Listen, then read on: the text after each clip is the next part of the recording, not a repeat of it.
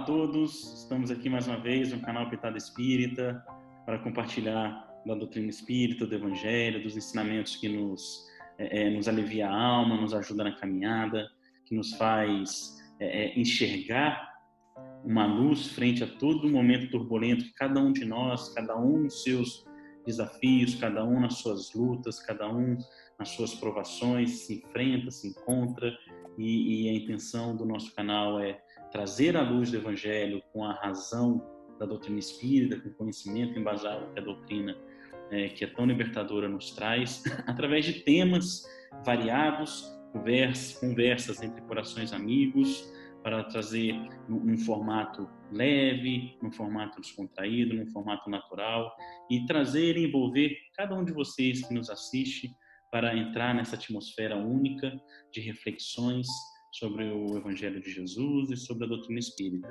Conversa entre amigos. Hoje estou aqui com meu amigo Jaci Almeida. Jaci, obrigado por topar, por aceitar, por estar aqui com a gente, por nos ajudar nessa divulgação da doutrina espírita e do Evangelho. Obrigado a você, Thales. Oi para todo mundo aí. Obrigado, é uma honra participar aqui do seu canal.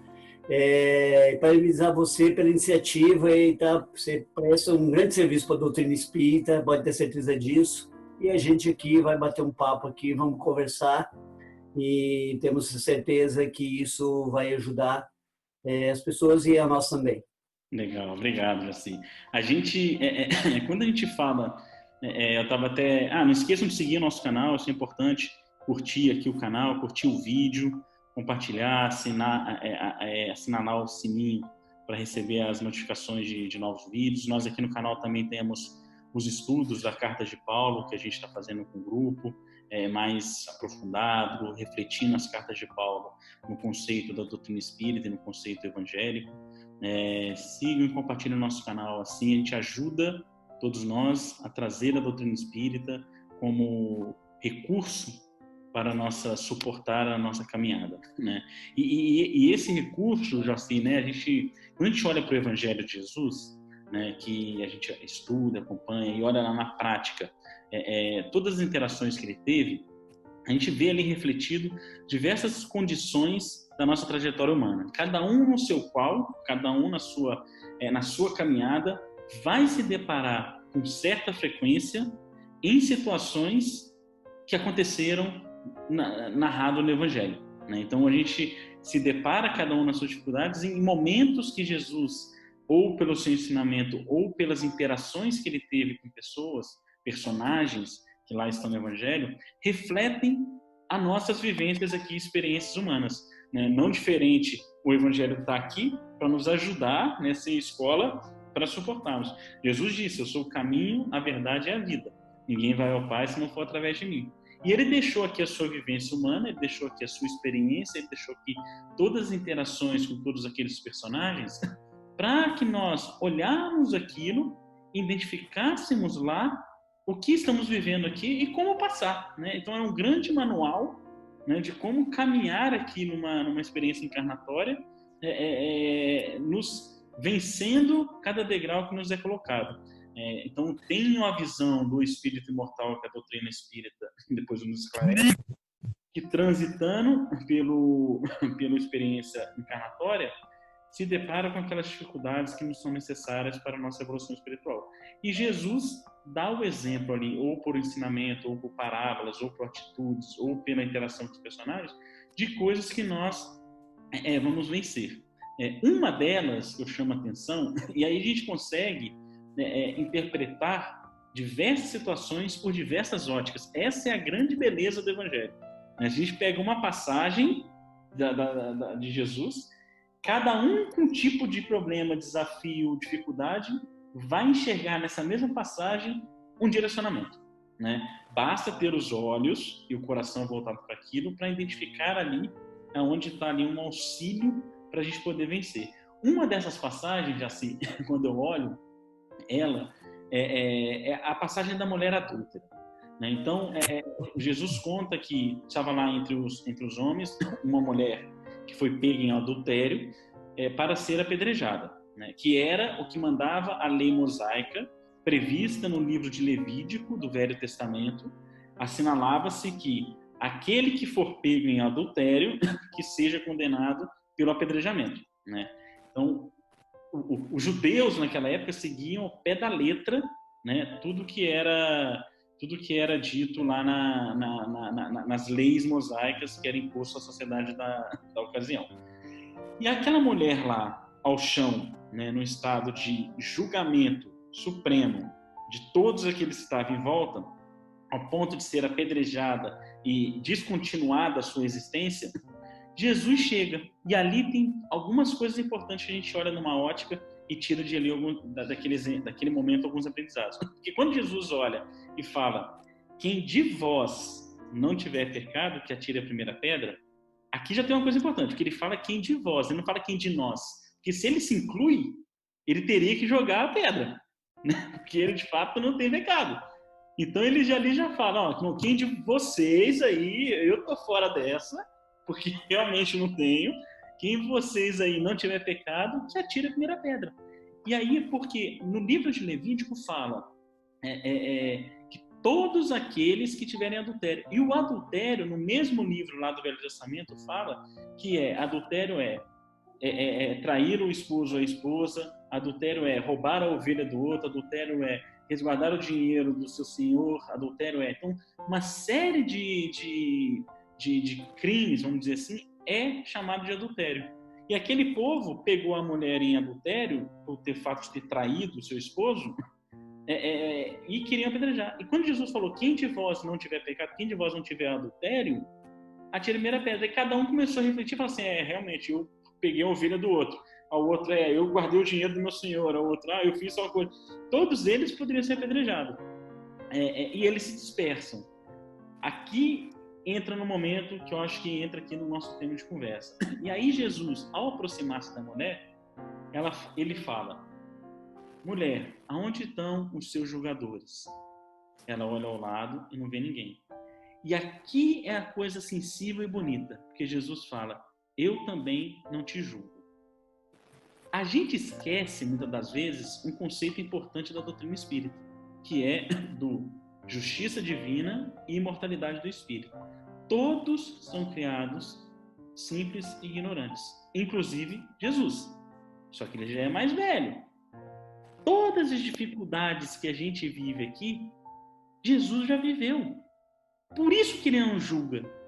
Porque quando ele olha para aquela mulher e sabe o quanto a tendência espiritual pesa no momento encarnatório, quanto que é difícil vencer as provações a quais nós somos colocados para vencer as nossas tendências da imoralidade passada, pesa no momento da encarnação. E às vezes cai. E aí Jesus traz o exemplo de falar: eu não lhe julgo.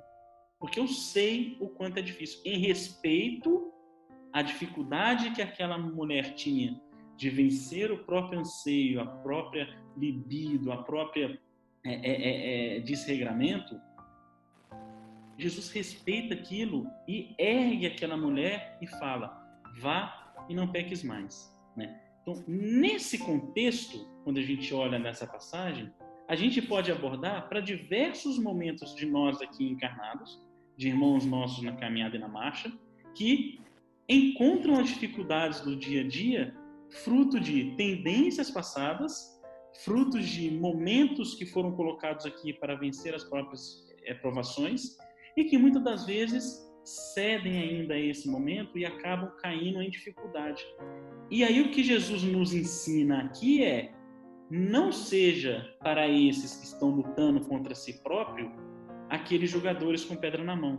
Seja como eu fui. Compreenda, entenda, acolha, erga e ajude a seguir.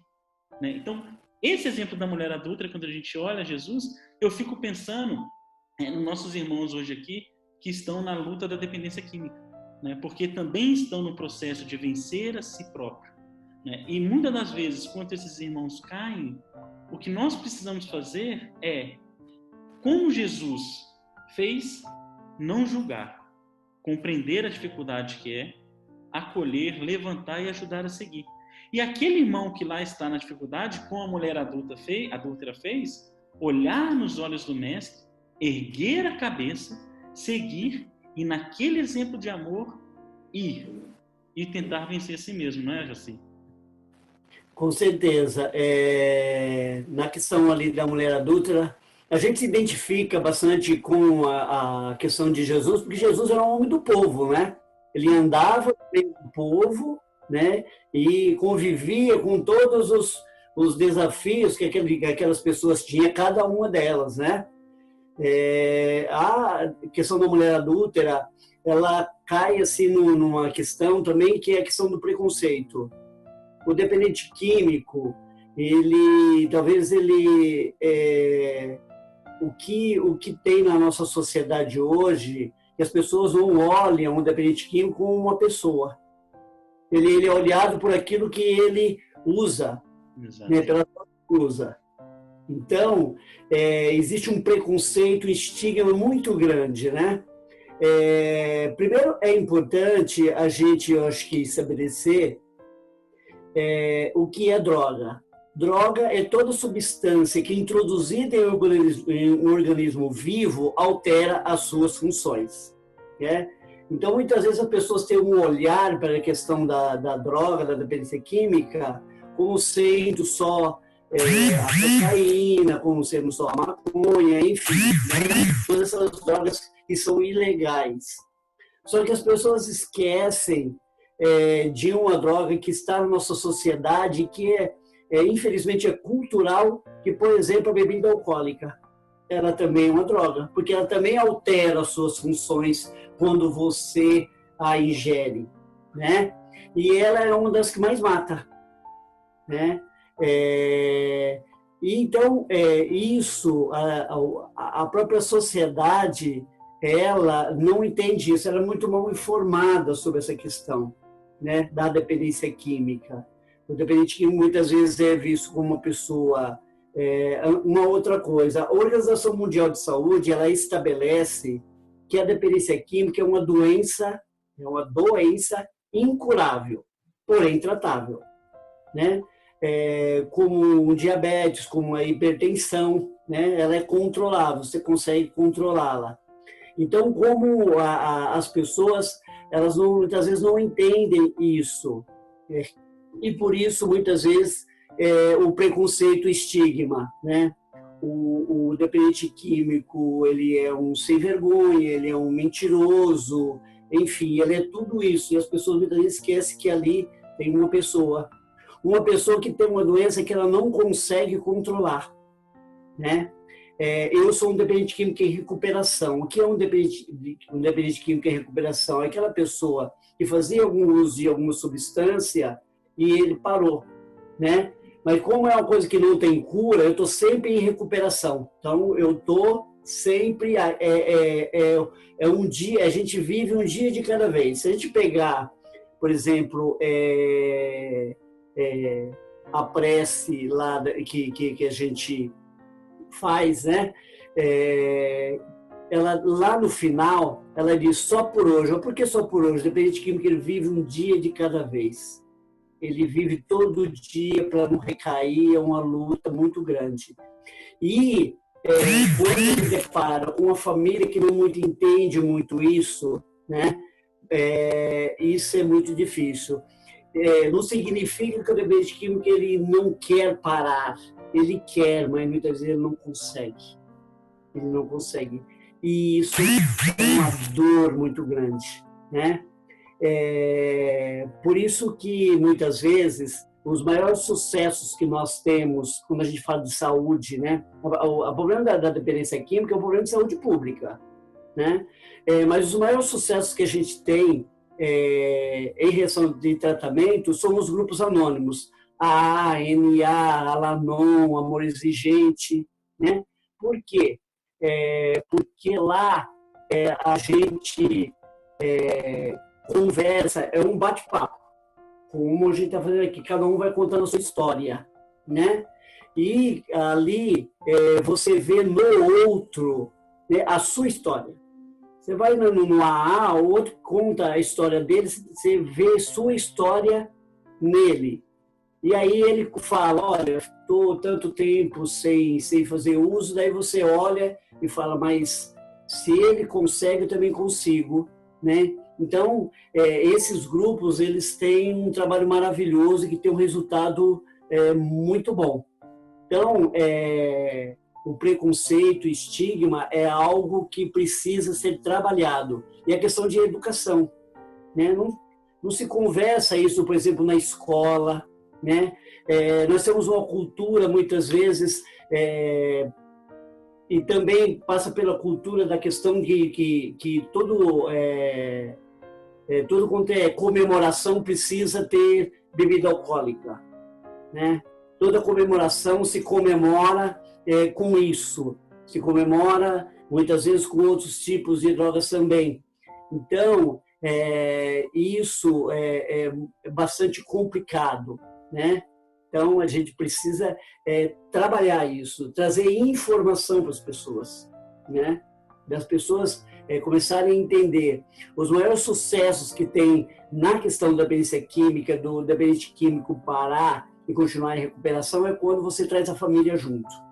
Porque a família precisa entender isso, né? Que ali ela tem uma pessoa que é uma pessoa que está doente e que ela precisa simplesmente de compreensão, muitas vezes, né? Então, isso é que a gente precisa trabalhar e é isso que muitas vezes...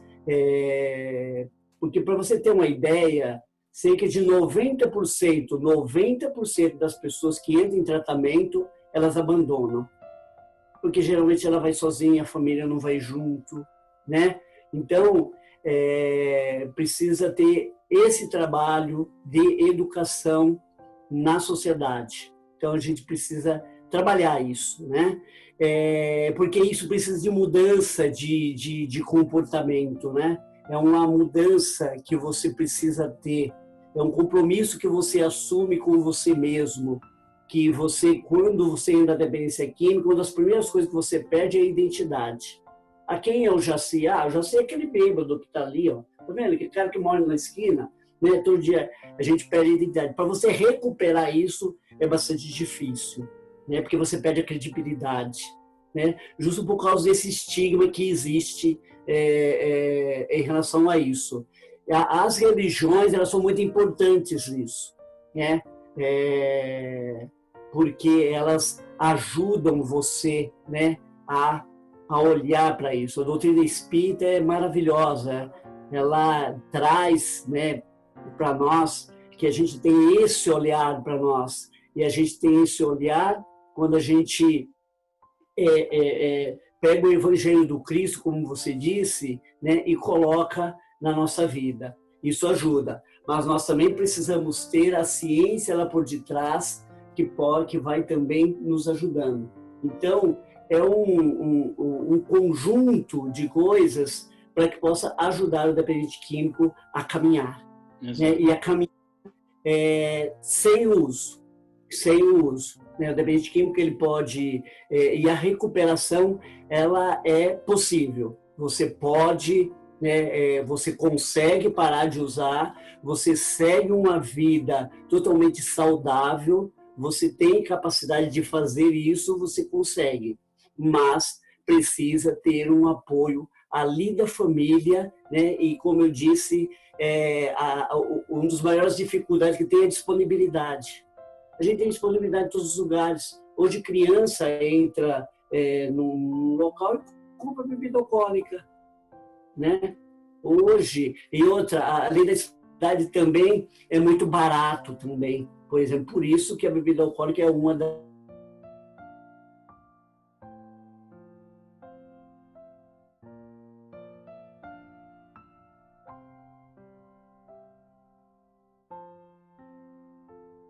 Acho que já se travou.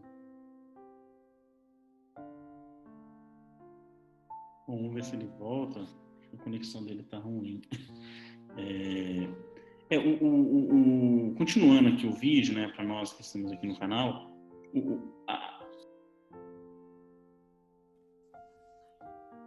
Opa! Eu caí aqui minha conexão, desculpa. Opa, não tem problema. E vai ser... Pode continuar aí, dá uma... Ah, tá. Não, acho que é bem importante mesmo o que você falou, né? E quando Jesus fala lá, naquele exemplo que a gente está fazendo um paralelo, né? O vai, não peques mais, é muito difícil sozinho, né?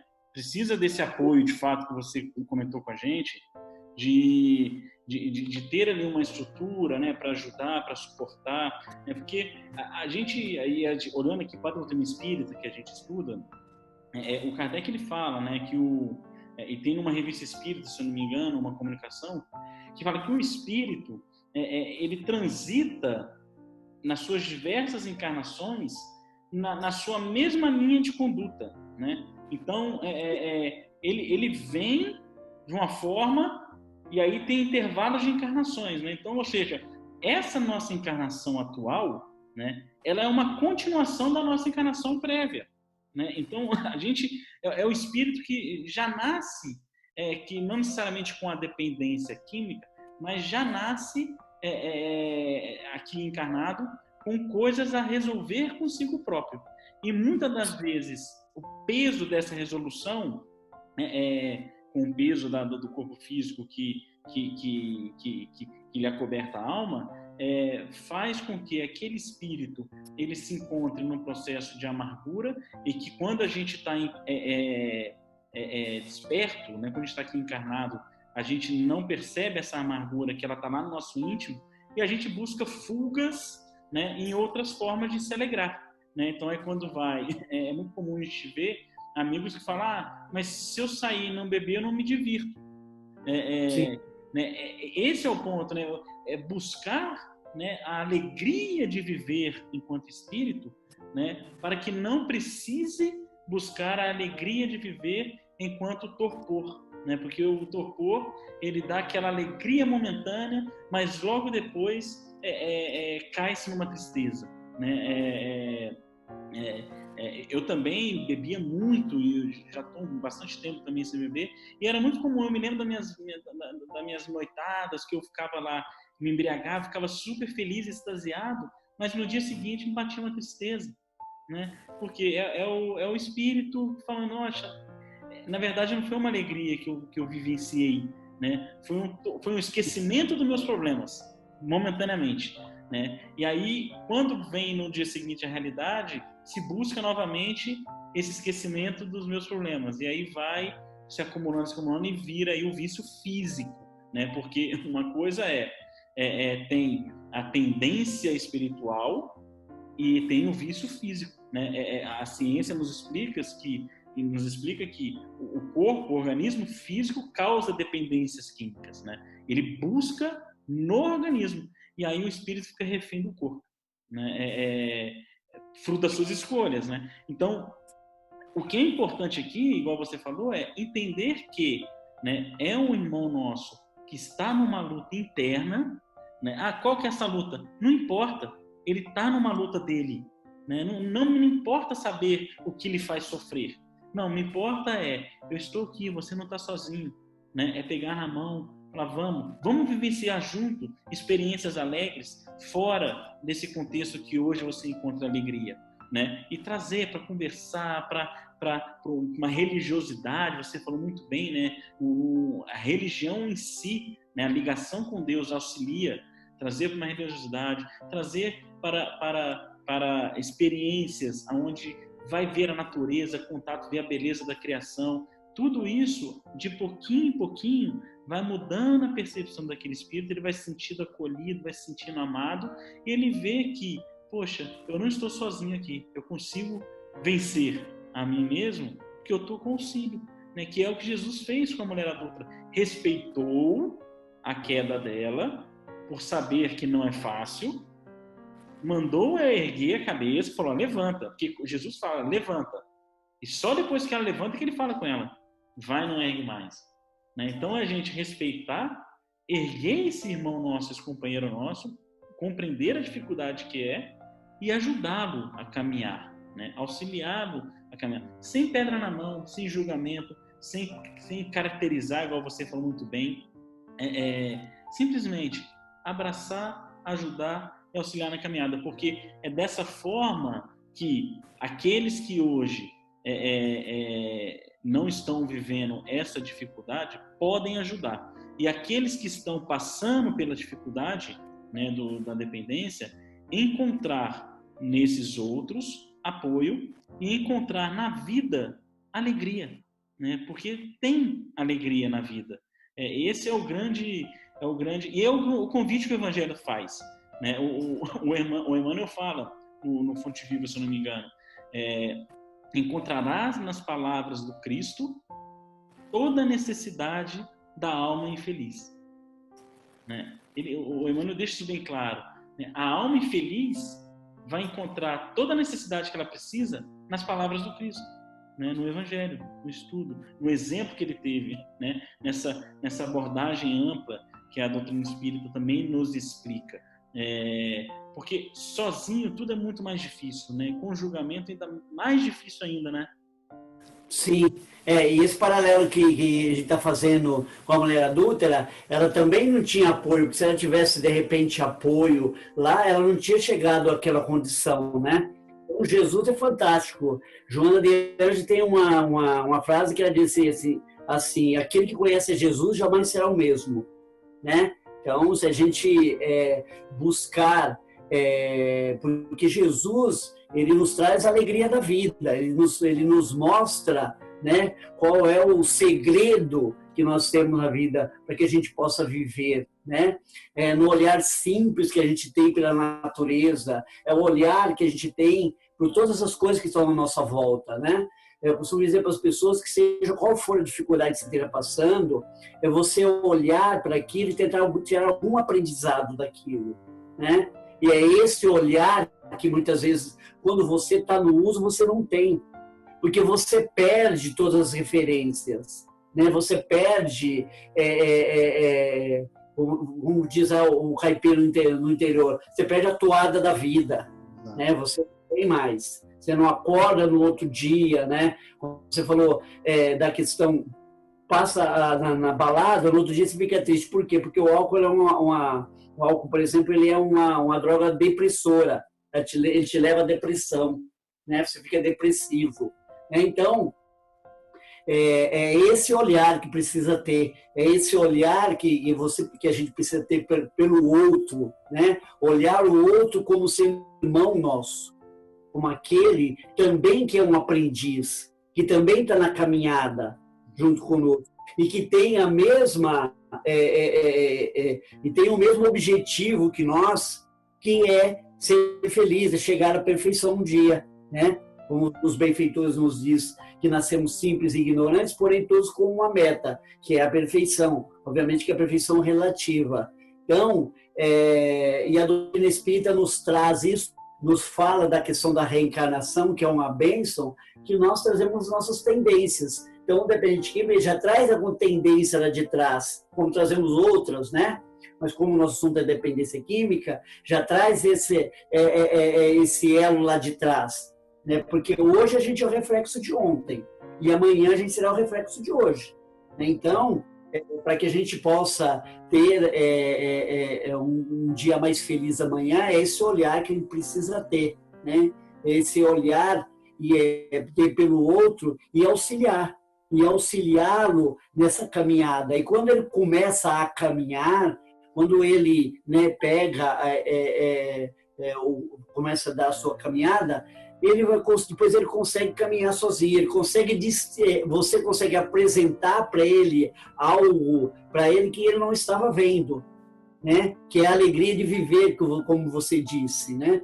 Então, você apresenta isso a ele e o ajuda ele a ter o seu olhar, né? Que ele vai entender que ele consegue viver, consegue ter uma qualidade de vida muito melhor que ele tinha antes, né? E ele consegue ter esse olhar e você consegue mostrar para ele e ele consegue caminhar. E aí ele vai caminhando, né? É importante isso, por isso que da importância que tem daqueles que estão fora desse contexto ter esse olhar e tentar entender tudo isso, porque é um mundo complexo, né? Trabalhar com dependência química é bastante complexo. mas é com o que eu falei lá no começo, né? O segredo está em valorizar o ser humano, né? Que ali tem um ser humano, tem um filho de Deus que é um aprendiz, que está aprendendo ali junto com você, e com certeza você vai aprender muito com ele. Ele perdeu o ritmo da vida, mas ele pode retomar isso, ele pode ser um grande profissional, ele pode ser uma grande pessoa, pode ser, né? Então tem que quebrar esse estigma que existe, né? Daquela pessoa que é desonesta, daquela pessoa... Não, foi a dependência química que levou ele a isso. E ele precisa desvencilhar disso. A partir do momento que ele vai desvencilhando, vai tirando, o olhar dele também passa a ser outro, né? As coisas começam a dar mais certo na tua vida, experiência própria, entendeu? Eu comecei na dependência química, eu tinha 12 anos de idade. Eu costumo dizer para as pessoas que a dependência química entrou na minha casa pela porta da frente, né? Eu tinha bebido álcool dentro da minha casa, eu comecei assim. Daí depois eu virei um dependente, parei de estudar na quinta, sexta série. Eu era considerado o melhor aluno da escola, da cidade. Essa professora, ela me dava como exemplo, tinha um colega meu que estudava no segundo colegial naquela época, ela falou assim, eu já sei que estudava na quinta série. Daí depois, quando eu me tornei um dependente, eu perdi tudo isso. Eu, quando cheguei na sétima série, na oitava série, eu cheguei cambaleando, parei, e depois eu entrei em recuperação, eu voltei, eu fiz faculdade, né? Enfim, eu retomei a minha vida, constituí uma família. Então, é outro olhar. Mas teve, né, a minha esposa que pegou pela mão e falou, vem cá. Porque senão, hoje, né, eu tenho certeza que eu teria desencarnado na rua. Porque eu olhava para a rua, como que eu ia morar na rua? Eu já tinha esse olhar para a rua. Né? Daí veio alguém que foi minha esposa, pegou pela mão e falou, não. Abriu a porta da casa dela, me colocou lá. E aí, ela foi me mostrando, aí chegou a doutrina espírita na vida. E aí, né, o olhar, você vai abrindo o seu horizonte, né? Você vai tendo outro olhar e você vai vendo que você consegue alegria na vida sem qualquer tipo de substância psicoativa, né? Isso aí, Jaci, maravilhoso, muito bom. A gente já está chegando aqui no fim. Eu acho que, assim, para todos que estão nos ouvindo, seja você com qual dificuldade tiver, seja você com qual luta estiver, acho que, né, Jaci, o ponto principal aqui que acho que engloba tudo que a gente conversou, que todos nós aqui possamos ter a certeza que nós somos amados, né? Nós somos amados por Deus e por muitos que estão no plano espiritual e por muitos que estão aqui no plano terrestre. Embora, às vezes, nem todos se manifestem o amor da forma que nós esperamos, mas nós somos amados. Deus, na sua justiça, bondade, misericórdia e sabedoria, não nos coloca em encarnações para ficar desamparados. Sempre vai ter um coração bondoso e amigo a nos dar a mão. Então, se tiver dificuldade, procure ajuda, né, Jaci? Pode procurar ajuda, tem diversos canais que podem ajudar, diversas formas que podem ser acolhidos, religiosidade, ajudas técnicas, saúde, né, os grupos anônimos. Busque ajuda. Você não vai estar sozinho, você não vai estar desamparado e você é muito amado. Não é isso, Jaci? É isso. Seja qual for a dificuldade que esteja passando na vida, tudo passa. Vai passar, né? Tem uma definição que eu acho muito bacana, que para mim é uma das mais perfeitas que tem sobre Deus, que é de João Evangelista. Ele diz que Deus é amor. Então a gente reflete junto. Se Deus é amor, nós somos filhos do amor. Se nós somos filhos do amor, nós também somos amor, né? E é isso que a gente fala. Nós somos um diamante de pedra bruta que precisa de lapidação. E essa lapidação que vai lapidando somos nós, embaixo do amor de Deus. Nenhum de nós não tem o frio maior que o cobertor, né? Deus nos dá todas as possibilidades, todas as condições de nós estarmos aqui. E existe o convite de Jesus que é um convite maravilhoso. Vinde a mim, todos vós que são sobrecarregados, e eu vos alivio, né?